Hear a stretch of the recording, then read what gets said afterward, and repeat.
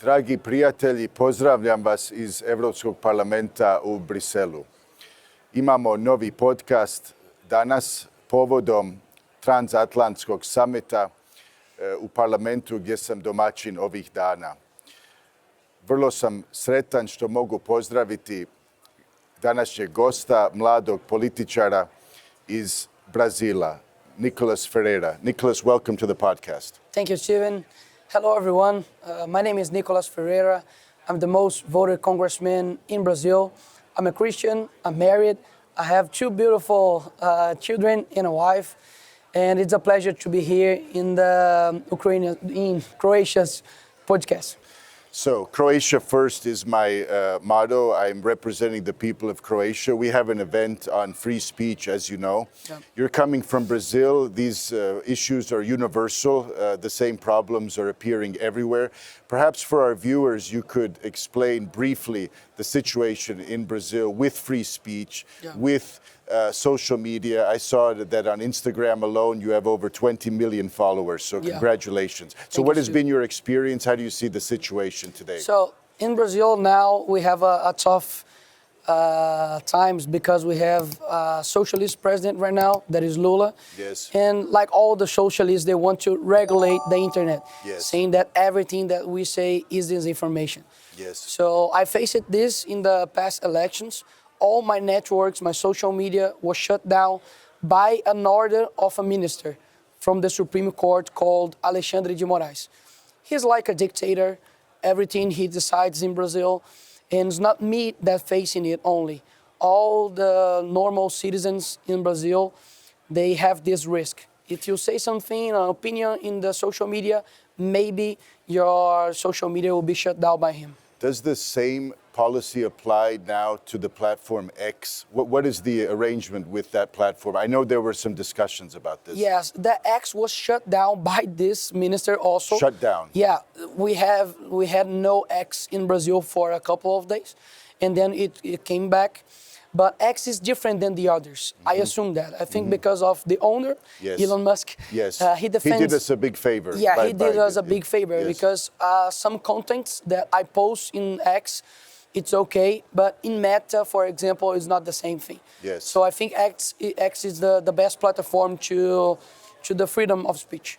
So Brazil is a big country, of course, the biggest in South America.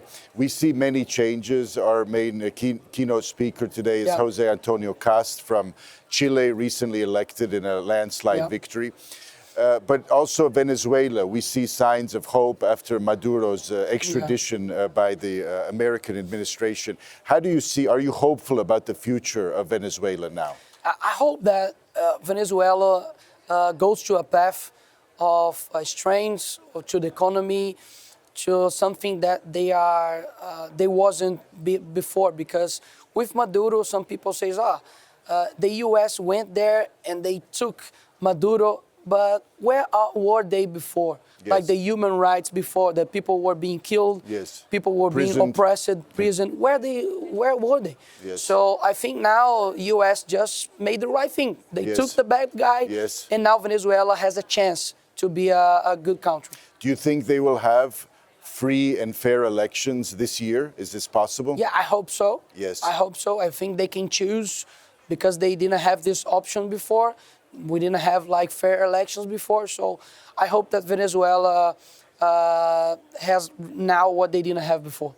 So I wanted you to maybe, on a personal note, tell us how and why you entered politics as a young man. So, what motivated you and what keeps you going? Yeah, so Steven, just to let you know, I don't have anyone in my family who is a politician. I don't come to a politician family. I didn't use any public foundation in my founding in my campaign.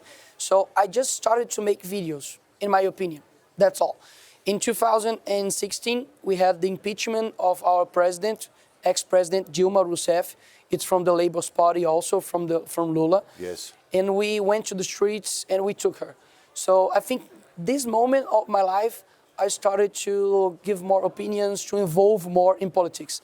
And since then, I didn't stop to posting some videos. The internet, of course, reach a lot of people that Yes. I don't even know. Yes. And then I went to city councilor. I was the second most voted in my city.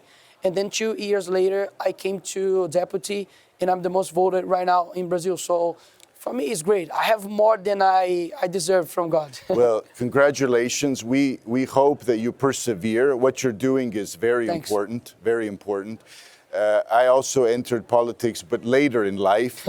I'm the father of 4, but in principle, to defend, what's most valuable in Western civilization and to leave something behind to my children also. This is something that I think motivates us. There's many in the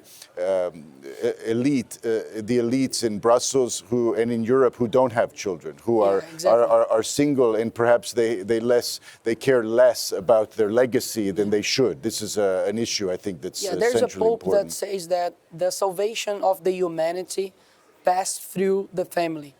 I think that, of course, as a politician, I do my job, but I think there's a job that everyone can do, to build a good family, to be a good father. Yes. A father doesn't mean nothing if I'm a good parliament, I'm a good deputy, if I'm not a good father. Yes, yes.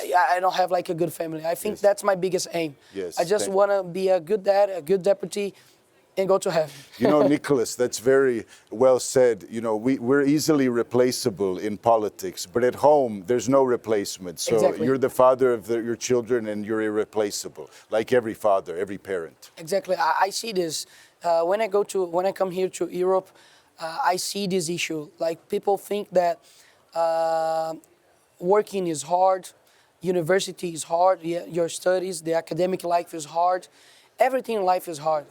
But they do that. But when it comes to family, they see, oh, it's too hard. Come on, it's your family. So I think if you put your strength in family, I think everything is gonna be good, because if you have strength families, you have strength societies. Yes. You're gonna have a strength government. Yes. Because you fulfill the base. Yes. So what you're saying is true universally, not just for Brazil, No, not for but for Brazil. the whole world. Exactly. We in Europe have a demographic collapse. Our nations are disappearing. There's a lack of will among the younger people to marry and have children.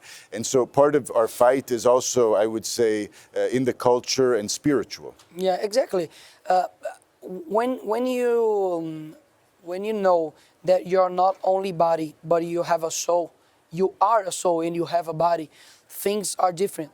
Because if you read, for example, The Meaning of Life from Viktor Frankl, he says that people who knows how to pass from the suffering and have a meaning of life, they can pass through all the difficulties in life better than the others. Yes. So I think family, I think the marriage, of course, is hard. It's not easy, right? Yes, yes. We know that. Yes. And you have 4. I have only 2 children, but I hope to get I'm more and more grateful to my own parents as I get older. Yes, exactly. As I get so older.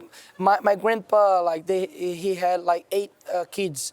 My grandma from the other side have like 12. So God bless them. It wasn't easy. Yes. Yes. But they regret from this? Of course not. Yes, So yes. I think if we have big families, we have like strength families, I think everyone's gonna win from that. Yes. And if I can give an advice to the youth, make things for their eternal life. Yes. Don't be so focused right now, because this is gonna pass. Yes. We saw that with Charlie Kirk, what happened to Charlie. Exactly. For example, Charlie Kirk, he didn't know me. I didn't have the chance to meet him. But when I saw the news that he died, I literally was in my room, I was reading, I started to cry, because he was 31, I'm 29, he had 2 kids, I have 2 kids also. And then I started to cry and said, come on, his death is not in vain. Because he didn't know me, but even his death influenced me, to inspire me, to keep going. And I think for us, for the conservatives, even prison and even death is not the end. It's the opposite. Yes. For me, the death is the beginning. Well, I'm very pleased that you made the trip from Brazil here to Brussels to join us. It's important for me, and thank you for that. We will continue to fight. I take inspiration from many in Croatia who suffered under communism. Yeah. We will never know their names, but they were willing to suffer for the truth. And they never yielded and bowed to the communists. And we must have the same spirit today. Exactly. Yes. I think that's our biggest aim, to fight against communism, but not only fight against the enemy, but protect who is behind us. Yes.